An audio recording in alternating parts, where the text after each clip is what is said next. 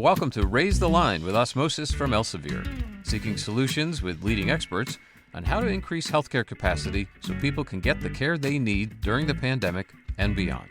Hi, I'm Shiv Gaglani, and today I'm delighted to welcome Max Bronstein to Raise Line. He's an Assistant Director for Health Innovation at the White House Office of Science and Technology Policy, or OSTP.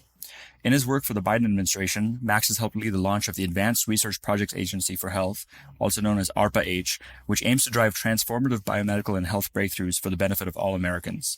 Other focus areas include leading work to strengthen the biotechnology workforce, broadening access to clinical genetic sequencing, and crafting policy solutions to advance development of curative medicines for devastating pediatric diseases. Max's career has also included work in the private and nonprofit sectors on precision medicine approaches for rare disease, health policy, and health innovation, which stops at the National Science Foundation, Research America, and the Every Life Foundation for Rare Diseases. He's also the founder of the Journal of Science and Policy and Governance. So Max, thanks for taking the time to be with us today. Pleasure to be here. Thank you for having me, Shiv. So we've run in the same circles because several of the people I know have recommended I get in touch with you, including Tanya Simoncelli, who we just spoke about before we started the podcast at CZI, and Tanisha Coates, who's been really helpful over the years. So I'd like to start first with learning more about you and what got you interested in science policy and research.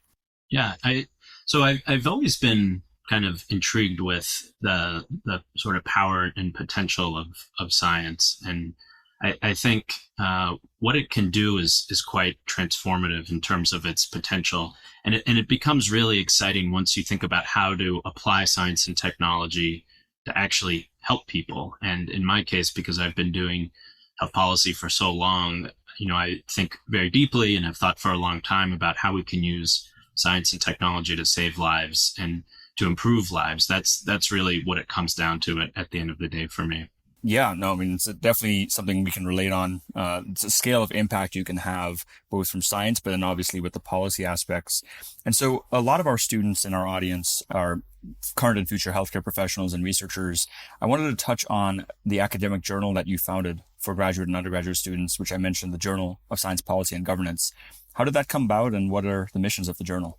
Yeah, so when I was in graduate school, I started doing a lot of thinking about the challenges around publishing. And I remember being a graduate student and asking some of my professors, like, hey, I like this piece that I've worked up. Is it worth trying to publish it? And I was surprised that some of them said no. Like, you're not going to get into a journal. You're not going to make it. And they were saying that. I think they were legitimately trying to offer honest advice, but they were advising me of that because it is really hard to get published if you don't have a track record, if you're not a tenured professor.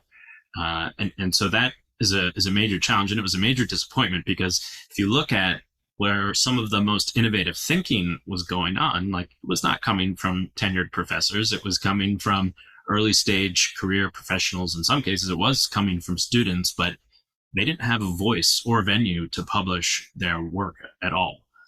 So that's really what drove me to conceptualize the journal. And so when I created the journal, it was intended to be a space only for students and young scholars to publish. So if you're not in that category, you're actually not eligible to publish with the journal. And we created that so that students would have a voice, a venue, and even a pathway to getting into science and technology policy, really as a career option. The other remarkable thing about the journal is it publishes in some formats that are quite unique. So one of the things that the journal does is publish policy memos, which I've never seen another publication publish a policy memo. And a policy memo is so important because if you want your policy idea to actually be read by a member of Congress, the head of an agency, some key decision maker, you can bet your butt they are not going to be reading a 30-page manuscript in an academic journal.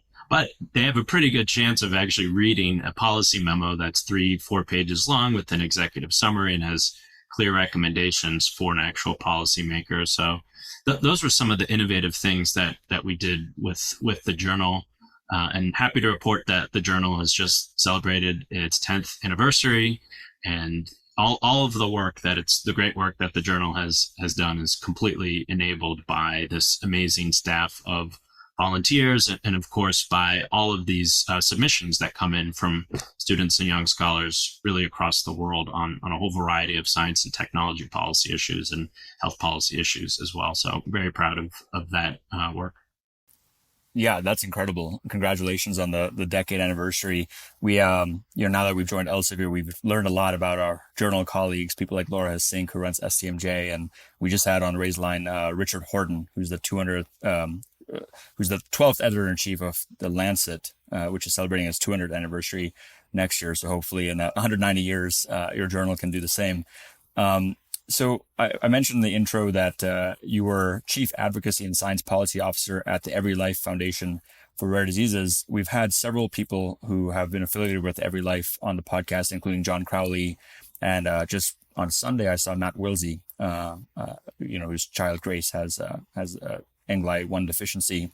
What was your initial interest in rare disease? How did that begin? And tell us more about kind of your current work in that area. Yeah, it's a little bit of a longer story, but it sort of started with all the work I was doing in DC. And I'd grown up in DC and worked in DC. And for many years, I was working at the National Science Foundation and then was the policy director at an organization called Research America, and had worked in DC and sort of reached a little bit of a burnout part. And that happens to a lot of folks, I think. And I got a little fatigued and said, you know what, I'm probably going to be working into my mid 70s or even 80s. I'm going to take some time to basically take a sabbatical. And I turned into 9 months traveling outside, 6 months traveling outside the US and then 3 inside the US. So basically took 9 months purely to explore the world and to travel. I mean, I got rid of my apartment, sold like everything I owned, and really had an amazing time doing that. And then towards the end of this trip, I was ready to come back home. I think my bank account was probably ready for me to come back home too. So decided it was time to come back to the US. And, I knew I had always wanted to live and to work in California. And basically made a decision that I was going to move to California and make it work with or without a job, which I did after this trip. And once I sort of arrived in the Bay Area in San Francisco, I was literally crashing on a friend's couch at the time and started looking up, who were people I had met and worked with in DC, but had some sort of presence in California. And from all the work I had done with Research America and some of my other contacts, I looked up Every Life because I had spoken at one of their conferences about the topic of NIH funding. And I sort of reconnected with them and said, hey, I'm new to the Bay Area, but would love to work with you guys if there's any way. And fast forward 3 years, I became the Chief Policy Officer at the Every Life Foundation for Rare Diseases, got the opportunity to work so closely with some of the most inspiring, extraordinary, incredible patients you can ever imagine meeting. And we had some major victories along the way. We were one of the leading patient organizations to advance a landmark piece of legislation called the 21st Century Cures Act, which actually had a section in it named for Bo Biden, the Bo Biden cancer moonshot. And in fact, that legislation, the 21st Century Cures Act, it was one of the last things President Obama signed before his presidency wrapped up. And it was just extraordinary to be part of that effort and be part of this amazing team of advocates who helped get that bill over the finish line. Yeah, that's incredible. What a great legacy there. And certainly the importance of networking. We talk about that on the podcast quite a bit of, building and maintaining these relationships. And certainly you found that, and also the importance of taking a sabbatical. So I'm glad you were able to do that in your career. So, you mentioned some policy changes when you were from Every Life, working at Every Life. Next year is the 40th anniversary of the Orphan Drug Act. And there have been a lot of accomplishments from that particular policy over the first 4 decades. I'm curious what's happening on the rare disease space right now that you think is particularly interesting or important.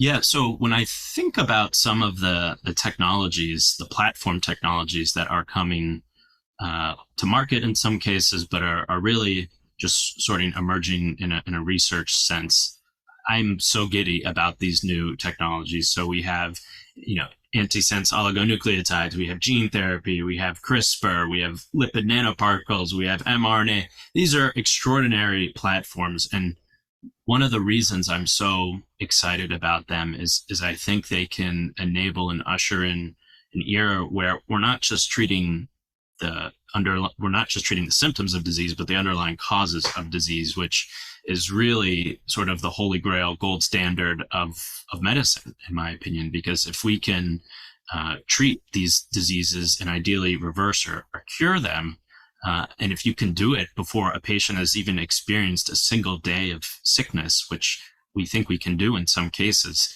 to me, that is exactly where we want to be as a society and where medicine should be. But getting there is a major challenge. There's certainly technological challenges and challenges of running clinical trials and all those types of things. But we also have regulatory challenges too. I think we need to think about a modern regulatory paradigm and a modern drug development paradigm where it doesn't cost $2 billion to develop one drug for one disease, because that candidly is just not a sustainable model. We're never going to get to treating the over 10,000 diseases that we have uncovered if we're spending $2 billion one disease at a time and taking a decade to do it. It's never going to happen. So we need to radically reinvent the drug paradigm if we're ever going to treat some of the rare diseases. And then there's a category of even fewer diseases, ultra rare, sometimes called nano rare. Basically, this category is about diseases where you have very low prevalence, very poorly understood diseases, and in often cases you don't even have a disease name. You have the name of a gene mutation. So there's so much work to do in that space, and I think that's where we're going to hopefully see a lot of progress in terms of the technology coming together. And on top of that, we're going to need some regulatory and reimbursement paradigms that work for treating those types of conditions. Yeah, no, absolutely. And yeah, just to that point, just yesterday I had Scott Reich, whose son has FOXG1 syndrome. And that's one single letter mutation in one copy of FOXG1 that's led to a devastating illness in their family. So talking about changing the regulatory paradigm, tell us a bit about, this Advanced Research Project Agency for Health that President Biden established. It seems like that's one of the things at the NIH that was established to improve the government's ability to speed up biomedical and health research. So yeah, give our audience a breakdown of what that group does. Yeah, so ARPA-H is a completely new entity in government. And just to give you a sense of how rapidly this has come together, I started in the government about a year and a half ago. And at that point in time, ARPA-H was basically a concept on a piece of paper. Fast forward to today, we have $1 billion from Congress. Thank you, Congress. We have an agency set up. We have leadership in place, and ARPA-H is now scaling up in terms of hiring program officers and starting to kind of pin out what they want to focus on in terms of the core areas during their inaugural year. So I'm extraordinarily excited to have been able to play some role in helping lead the creation of ARPA-H, and just so thrilled to see what the agency is going to support and the types of breakthroughs that it will ultimately enable. So their platform and their mission is really about creating these transformative breakthroughs for all Americans, which basically means making sure that there are cures for diseases, better diagnostic platforms, better technologies out there, but also making sure that those technologies and platforms are actually available to all Americans. I think folks on this podcast probably know well that this country has not done a great job at enabling access to the fruits of science and technology in a broad sense. So we have major challenges to do as a society and to take care of as a society to ensure that all Americans can access the fruits of technology, whether it's on the health side or on other sort of sides of science and technology. So we have a lot of work to do, and that will be a core piece of what ARPA-H is all about. Overall, I think it's the most exciting thing government has done in decades around biomedical and health science. Obviously, the work that NIH does is incredibly important, and the work that industry does is incredibly important too. And those are both essential pieces of creating improved health outcomes for patients. But ARPA-H is going to fill this gap that is currently not being filled by industry. It's not being filled by NIH. So ARPA-H will be able to fund some of the really high-risk transformative projects that, if they work, could really transform the way we do healthcare in the United States, the way we treat disease. And the other piece that's so important is this emphasis on technology platforms, which I have to explain a little bit because I do get a lot of questions about this. So historically, people think of NIH and they think of funding as, you fund a specific disease area or you fund a specific organ or maybe organ system. ARPA-H is not designed to think that way. It's more of a problem-centered approach, and it's going to be focusing on funding these technological platforms as opposed to individual disease areas. So if you're able to develop a platform that potentially transforms how we do medicine, right? Now we're talking about a technology that can treat hundreds or thousands of diseases, not a one disease paradigm, which is what we've had historically in the US and across many parts of the world. So that's the broader goal of ARPA-H and a little bit about how their approach is distinct from other parts of the government. That's fascinating. I'm really excited to see what comes out of that. And, certainly the COVID experience proved to us that it is possible with enough, funding and enough willpower, public-private partnerships to create not one, but multiple vaccines for COVID in this case. And hopefully the same sort of warp speed type approaches can lead to more platform-based therapies for these rare diseases and other diseases. So transitioning while we're still in government at ARPA-H, let's go into OSTP. I think a lot of our audience has heard of OSTP. Tell us a bit about your work at OSTP. What does like an average week look like for you? And what are some of the key things you're working on that you're excited about apart from ARPA-H? Yeah. So OSTP stands for the Office of Science and Technology Policy. It's an office within the White House.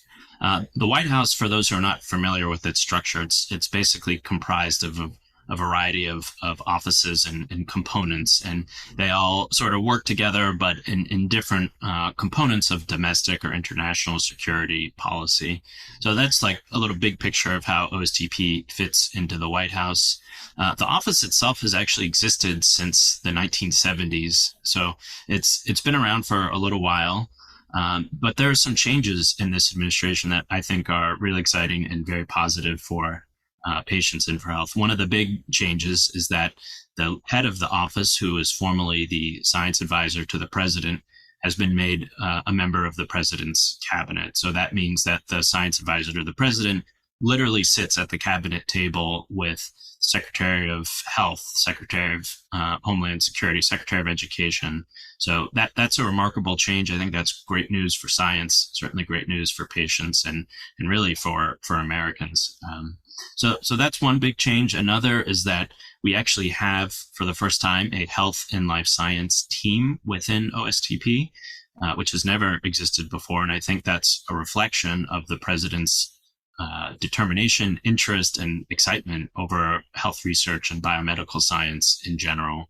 So I think he, recognized that he wanted the White House to have a very strong voice and strong role around health and life science, and that's one of the reasons my team exists, and that's the team that I sit on.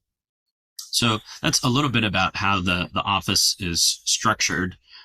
The portfolio of the team is gigantic and fascinating. So it's everything from cancer to pandemic response and preparedness to antimicrobial resistance to nutrition to mental health, telehealth, and everything in between. So it's a gigantic portfolio. My portfolio focuses on several areas, and I kind of put them into two neat buckets, although it's rarely a neat day in the White House. So I'll say that one of the big projects has been around the biomanufacturing and biotechnology and/or bioeconomy executive order, which was signed back in September by the president. And this was a spanning executive order that was intended to really strengthen the biomanufacturing biotechnology industry in the U.S. And there's a component of that that's around all about workforce. And so if you want to have, for example, if you want to onshore the production of vaccines or of jet fuel, there's lots of products that we would love to be able to make domestically, but you can't do it without a strong workforce. And historically, the biotech and biomanufacturing workforce has not really looked like sort of a clear picture of America. So there's a lot of underrepresentation of minorities, underrepresentation of women. The workforce really doesn't draw on the full sort of potential and value that Americans can offer. So part of my role is leading an interagency group to think about how we can create a stronger biotechnology, biomanufacturing workforce so that we can be prepared for future pandemic threats, or to create a more self-sufficient or circular economy, if you will. So that's one big bucket is around the biotech and sort of bioeconomy piece. The other one is around precision diagnostics and precision medicine. So back in September, OSTP led an event with the National Institute of Health, and it was an event all about genomic medicine, and in particular ensuring that newborn babies, especially newborn babies who are acutely ill, get access to whole genome sequencing, which is one of the most incredible and powerful platforms I think we have today. If you think about the fact that the first human genome took about 10 years to complete it at a cost of $3 billion, nowadays you can sequence a genome in less than 24 hours and roughly about $1,000. So that is a massive shift in diagnostic potential. And it is so important to make sure that all Americans have the opportunity to get a diagnosis. They fundamentally have a right to get diagnosed, whether it's through newborn screening or newborn sequencing or even sequencing for an acutely ill newborn. It's so important for patients to get access to that capability and to get a diagnosis, and ideally to get a treatment as well. So that's the second part is, once you have this precision diagnosis and you know exactly which gene is broken in this individual, how do you then translate that into a treatment, and ideally a curative one that takes care of the disease itself before that patient ever experiences even one day of sickness. So those are some of the big picture policy things I'm thinking about and trying to create new paradigms and new models to enable that type of medicine, this vision of medicine where, in 48 hours, you can go from getting a diagnosis to treating someone with a curative medicine so that they never even have one day of sickness. That is amazing. That's really something for our audience to get excited about and contributing however they can to that vision. I know Illumina is making progress and getting to a $200 whole genome sequence. So at that kind of cost, every newborn in America could potentially get it. And I'm sure you're working on different policies for that. And that data set underlying that, obviously there's privacy and, confidentiality, HIPAA concerns that we have to be aware of, but that data set itself could help lead to more discoveries and therapies. I understand that you used to work at a biomedical company too, doing gene therapy. We've touched on your academic, your journal, your public or government, and your nonprofit experience. Let's actually talk a bit about that too. What did you learn from that experience working in a biomedical company, and any takeaways you have from that? Yeah, it was an amazing experience to work in the gene therapy field, and I learned a lot. One of the things I learned is that medicine is extremely hard. Transformative medicine brings with it transformative challenges too. So as the sort of lead policy nerd within the company, I was in charge of figuring out, okay, we have these potential therapies that could hopefully cure a disease in one administration, which is very different than the sort of paradigm in the US where people are taking one drug for the rest of their life and they're not actually reversing it, but they're sort of hopefully ameliorating some of the symptoms, and they're having to pay each time they take that drug. So gene therapy and the single administration curative paradigm is a huge shift from that. So we were thinking about how could you develop a payment model that would allow for maybe doing multiple payments over a certain period of time. So let's say instead of paying 100% of the cost at the time of dosing, you pay 20% for 5 years. So payment over time was one model that we were thinking about.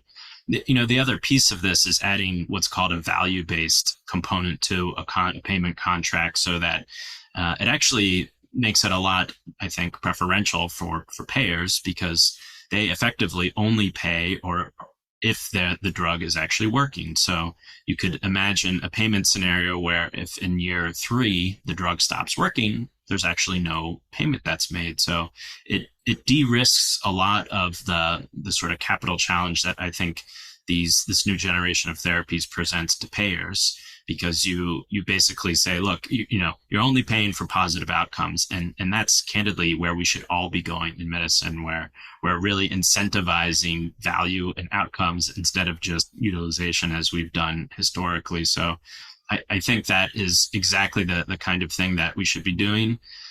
The other piece that I learned that was really important is when you're working on rare, ultra rare diseases, finding patients is a huge challenge in this space. And a lot of companies were taking it upon themselves to actually sponsor genetic testing and do other means to try to uncover patients. So that's one approach that's been tried, but it's, finding patients and doing diagnoses is fundamentally a pre-competitive activity. I think ideally all patients would be diagnosed as soon as they're born, either through newborn screening or newborn sequencing, and it would allow for patients to, it would basically end the diagnostic odyssey before it starts. So none of this 5-7 year journey or bouncing between specialists or being prescribed a medicine to treat a disease you don't have. None of that would happen if we could diagnose at birth and get patients into trials or onto treatments, ideally. So those were some of the things that I learned working in the gene therapy sector. That's awesome. I again, think that's a real solid vision. And we've spoken to enough patients and parents of children with these rare diseases to know that this, multi-year, I think on average is 4 to 9 years to get your diagnosis. Actually, just yesterday, I was talking to one of our teammates who has ankylosing spondylitis, and a whole genome sequence would have found that immediately. Even a simple X-ray showing ossification of her spinal cord, but it took her 8 years to get a proper diagnosis, bouncing around specialist, fee for service versus value-based, as you kind of indicated as well. So super interesting. And again, you're well positioned given all your experience across these different sectors to bring it all together.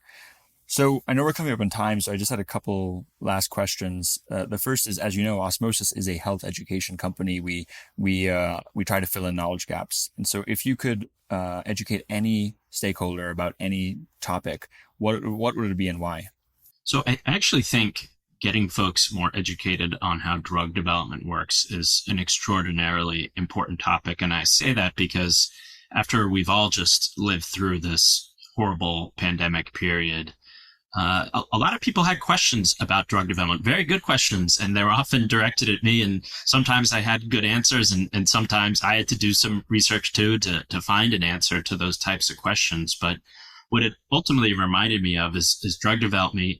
Drug development is very risky. It's very complex, highly capital intensive, and an extremely high failure rate too. So, when people were reading in the popular news about, the state of vaccine development or state of treatment development, they had, you're not given any appreciation for the nuance or complexities around drug development, nor did they understand how unbelievably lucky humanity got with these extraordinary vaccines that saved the day around COVID, the number of therapeutics that turned out to be effective. I mean, we got extremely lucky with those hits, to be candid about it.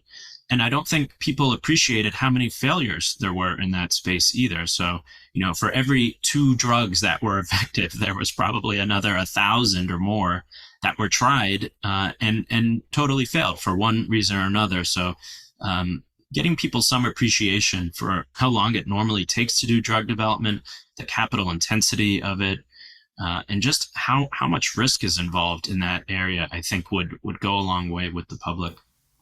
That's a great point, and something we should definitely consider on our side. We've learned a lot about it over this podcast. We have people like David Feigenbaum, who I'm sure you know, from Castleman disease, and the Every Cure Foundation to say, look, it costs $2 billion to make a drug. Let's repurpose the existing 3,000 drugs humanity's already developed. But then also, I'm sure you know Chris Gibson at Recursion, who we had on 2 weeks ago, and they're doing fascinating work and hopefully changing the paradigm as well with the platform.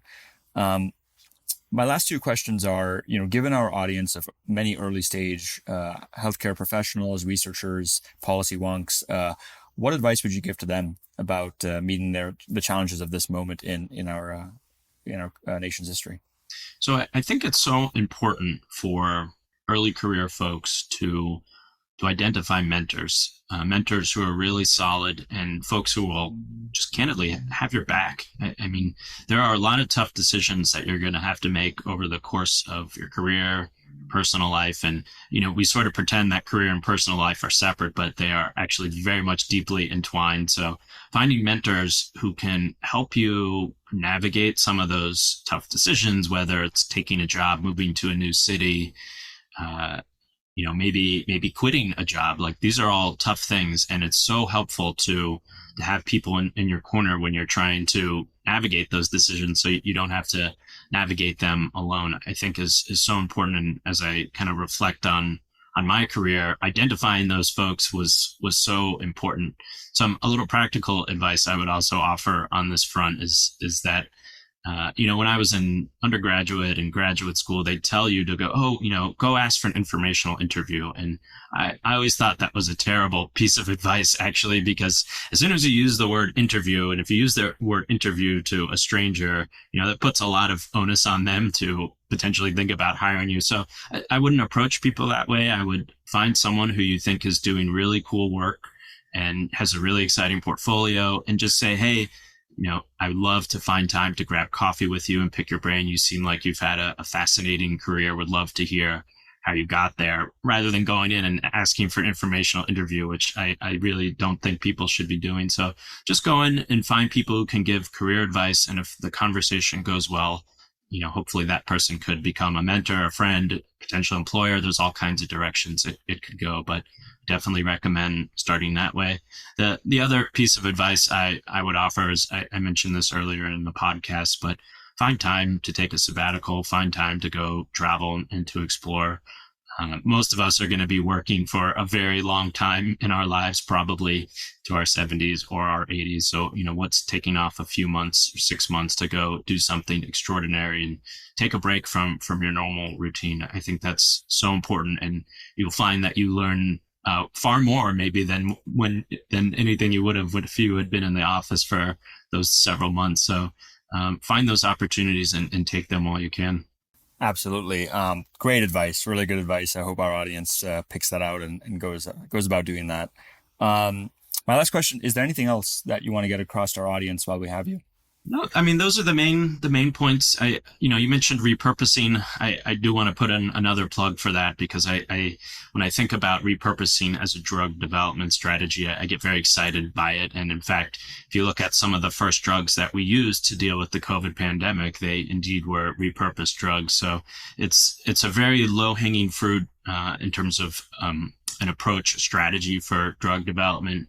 And it's one that has so much potential that we are just barely scratching the surface of. And the reason we're just barely scratching the surface is, in this area, like in so many areas, we haven't figured out a good suite of incentives to really encourage and foster drug development in this space. And that's one of the reasons why, not only do we have challenges in repurposing, especially when it comes to repurposing of generics, we have challenges in developing new drugs for antimicrobial resistance, for ultra rare diseases. So there's this extraordinarily high medical need out there, but in a lot of cases, we haven't figured out the right system, the right paradigm to really foster development in those areas. And assuming that development works, we have to remember how to actually ensure that patients get access to the fruits of those technologies and those developments. Because if we're not getting patients access to medicine at the end of the day, we have all failed in our mission. So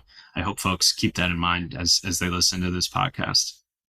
Absolutely. And put it, a good reminder that ultimately it's all for the patients. It's all for us as people. And again, this vision of helping people before they become patients that you've articulated, I think, is one of the key takeaways from this conversation. So Max, with that, I'd like to thank you not only for taking the time to be with us on the podcast, but more importantly for the fact that you dedicated your career to advancing these issues and strengthening our healthcare system, or as we say, raising the line. Thank you. Thank you for saying that. And thank you for having me, Shiv. Appreciate it. And with that, I'm Shiv Gaglani. Thank you to our audience for checking out today's show. And remember to do your part to raise the line and strengthen our healthcare system. We're all in this together. Take care.